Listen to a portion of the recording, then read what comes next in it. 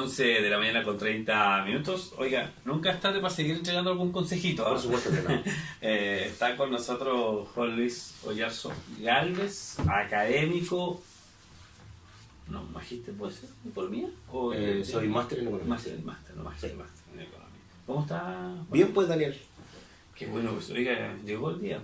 Llegó el día, todo lo que hablamos, como 3 semanas sí, conversando, pero parece que nos ha dado tanto resultado porque hoy día vemos la prensa austral, sí. Las grandes tiendas se encontraban colmadas.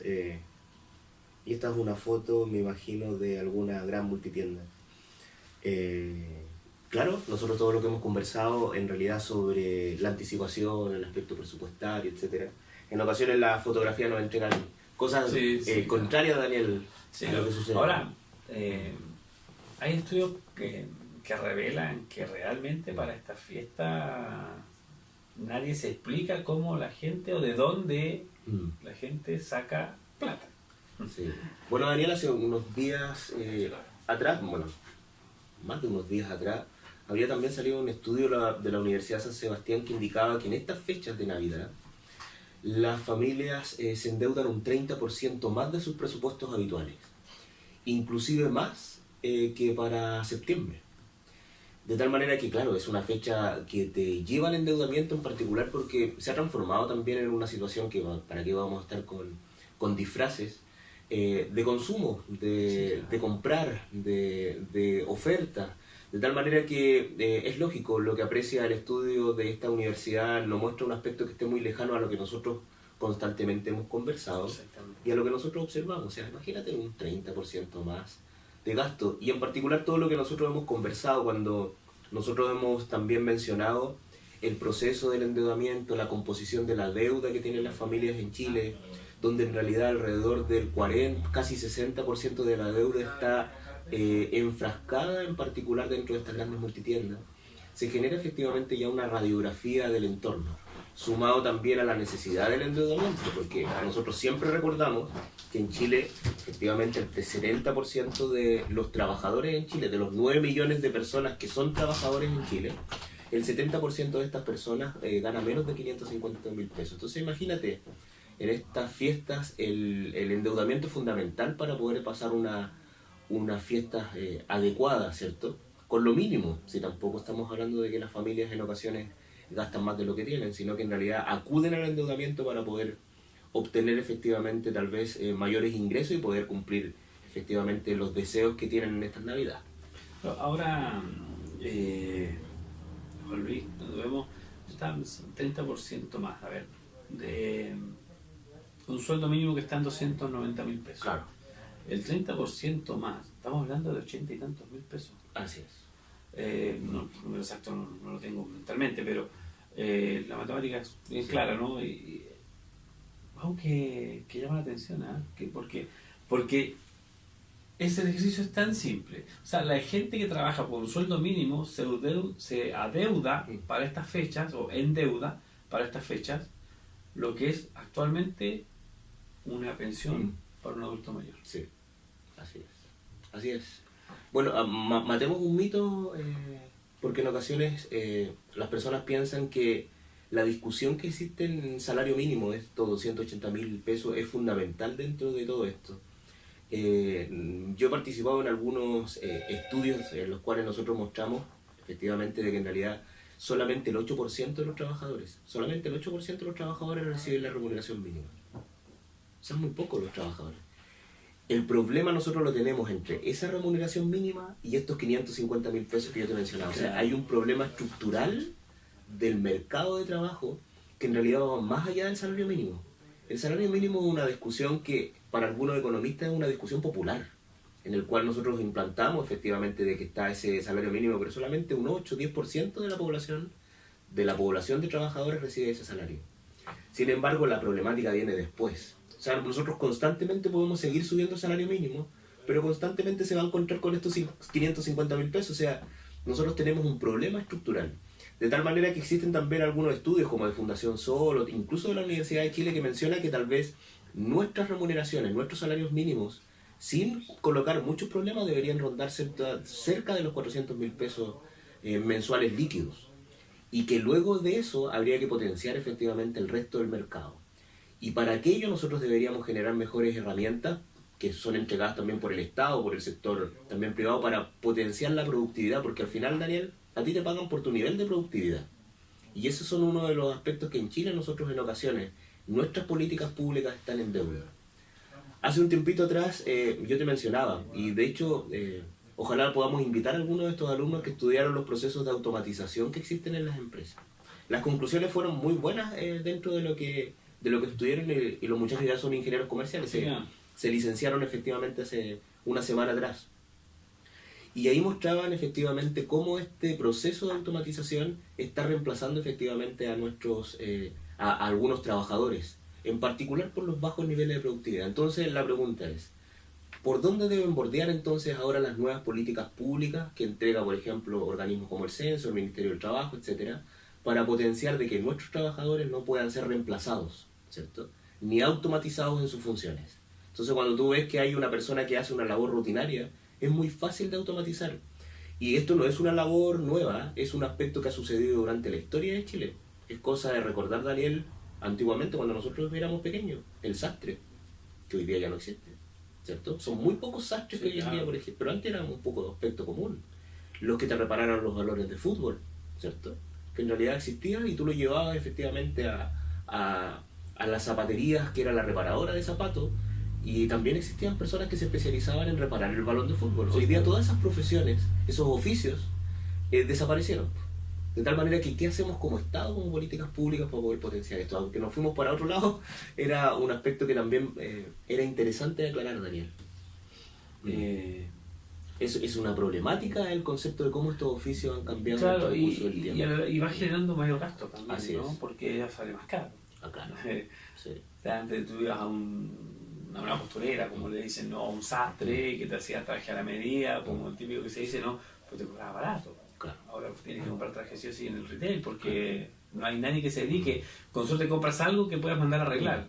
Sí, es que nos volvimos en una sociedad algo desechable. Entonces, Sí, inclusive los juguetes, inclusive la ropa, en realidad cuando una camisa se te echa a perder, tú la desechas en ocasiones, ¿cierto? No hay, los oficios han disminuido una gran cantidad dentro de eso. Bueno, eso ha ocasionado efectivamente que nosotros tengamos una estructura dentro de nuestro mercado laboral que te lleva efectivamente a que tengamos estas problemáticas que mencionabas, que el 70% en Chile gana menos de 550.000 pesos líquidos, no, ni siquiera hablamos de brutos.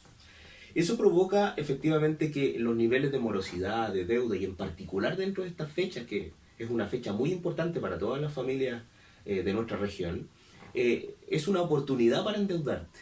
Y eso no creas que en realidad las instituciones financieras no lo saben. Sí, claro. O sea, constantemente, y eso es un hecho. Yo creo que los auditores que están escuchando, más de alguna llamada han recibido ofreciéndole crédito y mostrándole la facilidad que es endeudarte. Y en esa facilidad hay poca orientación. Sí. En este estudio de la Universidad San Sebastián, menciona que en realidad hoy en día hay alrededor de 4,5 millones de morosos en Chile. 4,5 millones de morosos. O sea, morosidad quiere decir que tú ya tienes un atraso en a lo menos una cuota dentro de eso. Y dentro de esta estructura que generó el estudio, dice que el 63% utiliza un presupuesto. Pero alrededor del 60-70% de esos 63% dice que nadie le enseñó a realizar un presupuesto.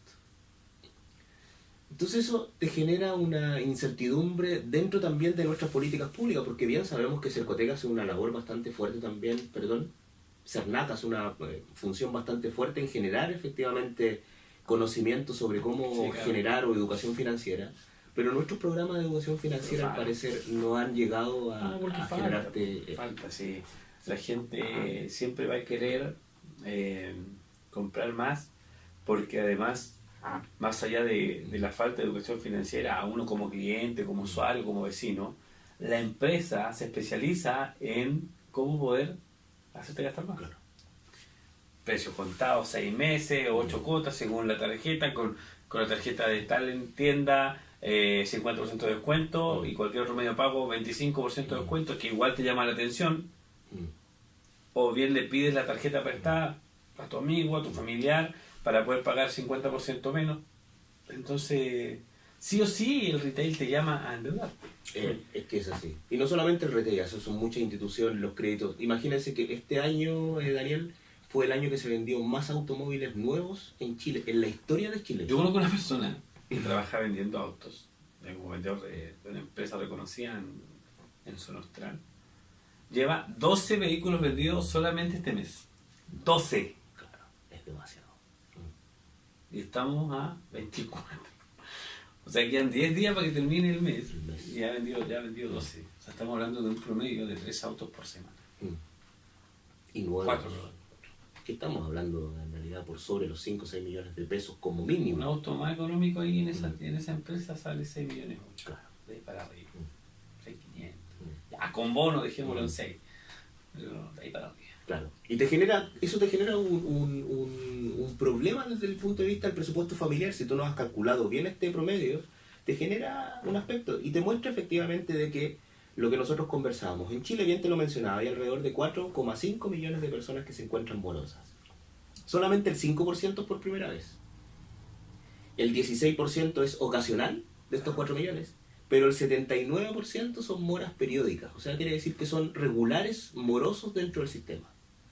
O sea, quiere decir que no han podido salir. Y las historias son muchas, Daniel, las que uno conoce, sobre las personas que no pueden salir de la deuda. Claro. Porque en ocasiones pagan lo que nosotros hemos tratado de aconsejar en programas pasados, pagan el mínimo dentro de tu cuota de tarjeta de crédito. Y eso te genera obviamente intereses. De tal manera que ahí tú rompiste el 3 meses precio contado, 24 meses precio contado. Claro. O sea, es cosa de ver la televisión, Daniel. O sea, hoy día te ofrecen hasta 24 cuotas precio contado en ocasiones. O sea, te invitan a la deuda. Y eso ocasiona efectivamente una problemática dentro de todo esto. La mayor cantidad de morosos se encuentra dentro de los 30 y 44 años. Y el promedio de la deuda dentro de ese tramo llega a 1.700.000 pesos. Que tú tienes que incluir efectivamente, hablo de morosidad, los créditos hipotecarios, porque tal vez una familia en la casa me podría decir, pero a ver, ¿cómo yo no tengo una deuda de 1.700.000? Porque han tomado muy habitual el hecho de que no consideran que es una deuda el crédito hipotecario. Claro. Y la casa sigue siendo del banco hasta que tú pagues la deuda del crédito hipotecario. Sí, claro. Entonces quiere decir de que estás endeudado. Y hoy en día, fíjate que los jóvenes ya asumieron ese rol. Uno lo ve en la universidad o en cualquier lugar, que en los últimos años de la universidad viene el banco a ofrecerte efectivamente una tarjeta de crédito o algo para que tú formes parte del sistema, porque los bancos se basan en el posicionamiento de mercado, de tal manera mientras mayor participación tengas de personas, mejor participación dentro del mercado y mayor potencia dentro del mercado. Entonces, los alumnos constantemente reciben esas propuestas para formar parte de la banca, para formar parte de una institución financiera. Y lo que ocurre es que ya tenemos jóvenes endeudados que de cierta manera ellos no piensan que al adquirir un crédito hipotecario ya tienes deuda. Tal vez no eres moroso, no, pero eres un endeudado, ¿cierto? Claro. Y en eso hay que tener bastante criterio al momento de acudir la deuda y hay que informarse con respecto. Y yo creo que como Estado, en lo cual uno se tiene que también colocar como parte, dentro de las universidades y todo, no hemos tenido el suficiente trabajo para poder enseñar lo que significa este nivel de endeudamiento. Es un tema, sin duda, que hay que ser responsable en la deuda. Juan Luis, aprovechando los últimos minutos que nos quedan todo el programa, también como en la conversación, usted fue director regional del Fondo de Solidaridad e Inversión Social, FOSIS. Desde esa misma mirada, quizás, bueno, siempre estuvo presente también acá en la radio como invitado, las veces que solicitó y que le solicitamos, pero quiero, en su calidad de ex autoridad, en su calidad de esa mirada solidaria que existe, porque para estar en el FOSIS hay que comprender y entender mucho lo que es la solidaridad, ¿no? Sí. ¿Cuál, en esa misma mirada, insisto, en la misma línea, cuál es el mensaje que le da a la comunidad en un día 24 de diciembre o para lo que viene, que queda también Año Nuevo? ¿Qué mensaje se le puede entregar a Magallanes? Mira, hay múltiples mensajes que uno le puede entregar, en particular la constancia y las ganas de poder salir adelante. Había una característica dentro de la institución en la cual yo dirigí en ese momento. Y la característica era alrededor del 100% de las personas que participaban dentro de los fondos de emprendimiento en FOSIS, el 83-84% eran mujeres. O sea, vemos el rol de la mujer dentro de la institucionalidad. Y que este llamado yo también lo hago desde el punto de vista de las autoridades. La pirámide se da vuelta cuando llegamos a Cercotec. O sea, la mayor cantidad de emprendedores que existen en Cercotec son hombres. Entonces algo no funciona. Porque quiere decir de que en el momento que estos emprendedores que están en FOSI, que son en su mayoría mujeres, quieren optar, por ejemplo, a fondos que sean superiores como Cercotec, se genera una problemática en eso. Ahora, yo tengo una postura sobre el emprendimiento que siempre la tuve. El emprendimiento no te ayuda a superar la pobreza. Yo creo que ahí hay un error de política pública. Y te la menciono sin generar, y también la mencioné cuando yo me encontraba como autoridad dentro del FOSI. De hecho, nosotros levantamos programas y yo potencié la labor de la institución desde el punto de vista de la acción. Que la acción es un... Es uno de los programas que se dio desde Magallanes, claro, para que se instaure en el país. Y claro que sí, ¿eh? Y generamos, por ejemplo, un apoyo familiar, porque la idea del emprendimiento quiere decir, primero tienes que tener una estabilidad social, familiar, para poder saltar y tener una base para poder generar un aspecto del emprendimiento. Entonces, claramente yo digo, y en algún momento nos perdimos como institución, porque el FOSI no empezó así, el FOSI empezó como un aspecto de ayuda social, en algún momento nos perdimos y en algún momento se instauró la idea de que el emprendimiento puede ayudar a superar la pobreza. Y lo que estamos viendo es que cuando hay este cambio entre las personas que el 86% son mujeres, que no pueden seguir dentro de la línea de la cadena de emprendimiento Cercotec, nosotros vemos que tenemos un problema. Volviendo a la pregunta que me mencionaste, el mensaje que yo le tengo es que en realidad que este año sea mucho mejor y que de cierta manera ojalá logren generar efectivamente sus sueños, pero no desde el punto de vista del consumo, sino desde el punto de vista también de las relaciones. En ocasiones olvidamos que son relaciones. Hace unos días atrás estuve en Santiago grabando unas cosas de economía y descubrimos efectivamente que en realidad ahí sí que no hay vida.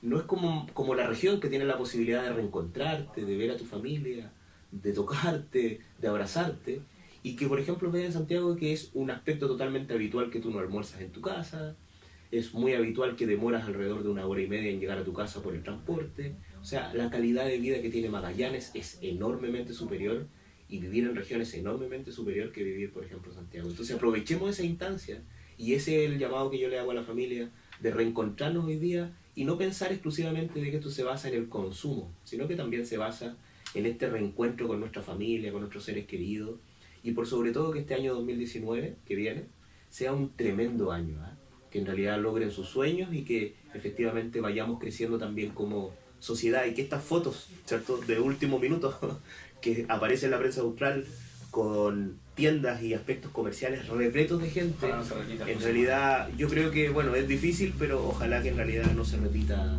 Daniela. Así que yo también a tu familia, a Miguel, al equipo, a Pancho, les deseo una enorme fiesta familiar en la noche y que en realidad ocupen eso, ese reencuentro, esos afectos, esa fraternidad muy importante. Así que les deseo a ambos y a todo el equipo una muy feliz Navidad hoy día.